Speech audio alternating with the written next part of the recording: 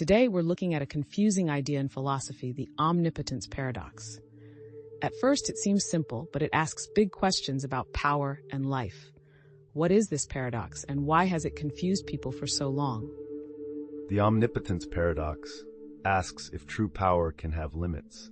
If someone can do anything, can they make something so heavy they can't lift it? This question shows problems with the idea of total power. The usual idea is that omnipotence is not about doing the impossible. It is about having control over everything that makes sense. This idea says that paradoxes don't really question omnipotence. In history, these talks are not just ideas, but are part of big debates about religion. Philosophers like Aquinas thought about these ideas, trying to balance divine power with logic. They wanted to know if divine power could go beyond human logic. So the omnipotence paradox is not just about power, but also about logic and belief. Could it help us think differently about the limits of existence? Let's look into how different thinkers have thought about limitless power. How have they dealt with the problems of the omnipotence paradox? Some thinkers, like process theologians, say omnipotence means influencing, not forcing reality. They think true power might be in persuasion, not total control. This idea helps us see things differently. Many, like Descartes, think God's power is beyond what we can understand. We can't use our logic to explain it because it follows other rules. These rules might solve paradoxes that confuse us. Long ago, people like Leibniz thought that paradoxes come from our limited understanding. He said God has reasons for everything that exists. This shows how faith and reason meet in these debates. Could it be that true divine power solves these paradoxes with forms of power and sense we don't know yet? As we look into divine power, let's see how different views talk about the puzzle. Can there be powers we can't understand? Some say that all powerful beings might choose to limit their power. This is an act of freedom. It's a way to explain how all powerful can fit with the world we see. Many think omnipotence is without limits. God is not limited by human logic, as divine nature is beyond earthly understanding. This view says limits are made by humans. Thinkers like Augustine said true omnipotence doesn't mean contradictions. They believed God's power shows in the order of creation, not in doing what makes no sense. This joins God's power with wisdom. So if power includes wisdom, could the answers be in ideas we don't yet know? Let's think about the omnipotence paradox. Can logic really work with the idea of limitless power? There's an idea called potential omnipotence. It means having the power to do anything that makes sense, not impossible things.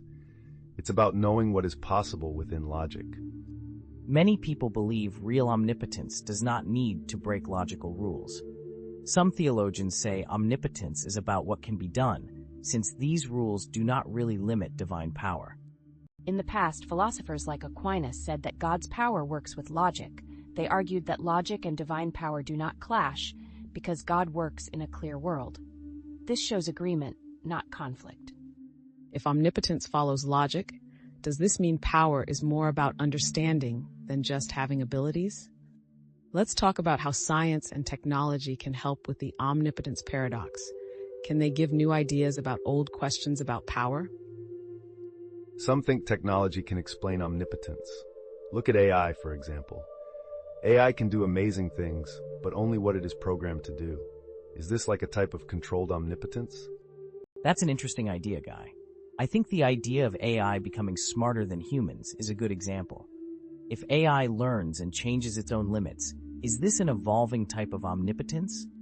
In history, science often changes our debates. Think about the atomic age and how it changed the idea of the indivisible. Could new tech like quantum computing change how we see power, maybe showing more about omnipotence? These ideas really challenge us. If power is about potential and change, how will our future findings change our thinking? After thinking about omnipotence, let's end with this question. Is omnipotence really possible, or just a philosophical idea? I think omnipotence might be an ideal. We often see it as ultimate power, but have no proof. To me, omnipotence is about what we aim for, understanding the universe and ourselves better. I disagree. Omnipotence is part of divine nature, beyond what we can understand. Our limits don't affect divine power. Just because we don't get it doesn't mean it isn't real. But Ryan, can we ignore how history has changed our thoughts? Paradoxes make us look at beliefs closely. Maybe omnipotence is better seen in a never-ending change, not a fixed state. Also, think about how power shows today through technology. An omnipotent AI is not real, yet it shows our interest in limitless power. Isn't omnipotence about potential rather than absolutes? True power has always meant doing anything that is possible with logic and morals. Maybe we limit omnipotence by trying to fit it into human understanding. So are we saying that true omnipotence may be accepting chaos and order as different sides of the same thing, always reaching yet always hard to get?